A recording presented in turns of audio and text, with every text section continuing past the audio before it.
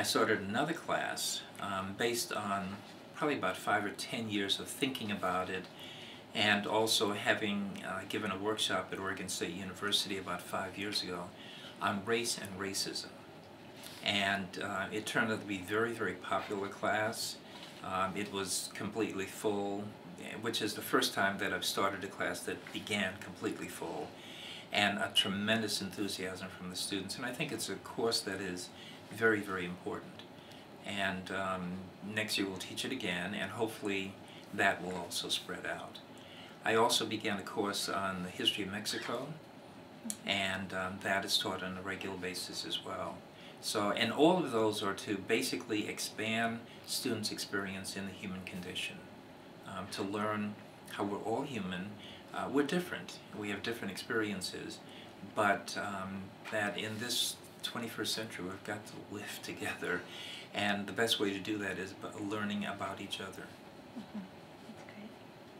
Now, sir, the race and racism class, what is the single most reason that students gave why they took the class?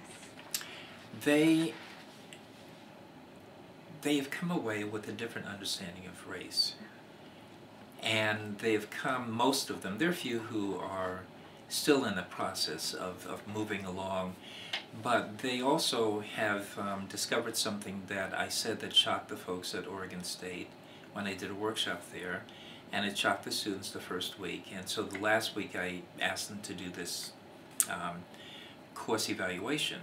The shocking thing is how old racism is. And it's a question that I asked, and they say, oh, it goes all the way, well, it's you know, as long as human beings have existed. And so I say, well, you may find it hard to believe, but racism has only existed for about 200 years.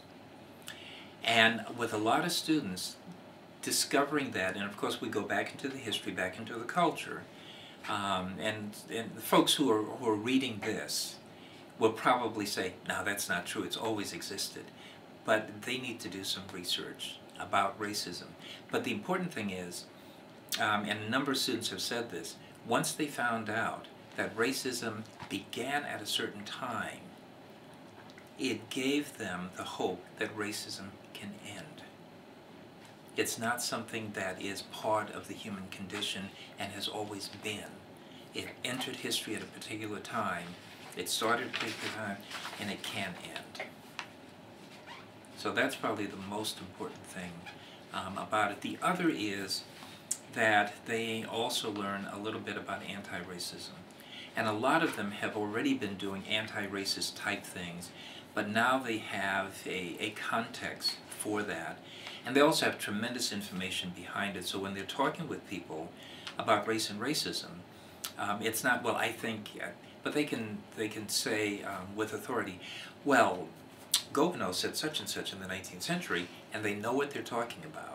And they can say to folks, well, you need to read this, you need to read that, but it gives them the confidence that they now know perhaps some things they have thought and wished for actually have a basis. So then they can advocate more intelligently. Yes. Yes, and about let me give you one other example. Sure. We're talking about colorblind society, and one of the students wrote that they had thought that that was the thing to do. You know, I don't see color, and they thought that was the correct thing to do. Well, we examined it, and colorblind society actually is not non-racist. It is racist because it basically pretends that there has historically been absolutely no difference in treatment, which is not the way to solve the mistreatment in the past. You've got to recognize that, acknowledge it, and say, yeah, people have been taught differently, have been treated differently, and therefore in order to correct those, we need to take affirmative action, if you will.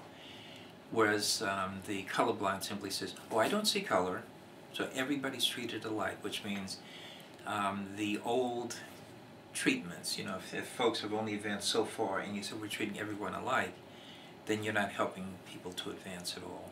So that's one particular student who came with to that revelation, and it changed their way of thinking. So they still know about colorblind, but they know it from several different viewpoints now.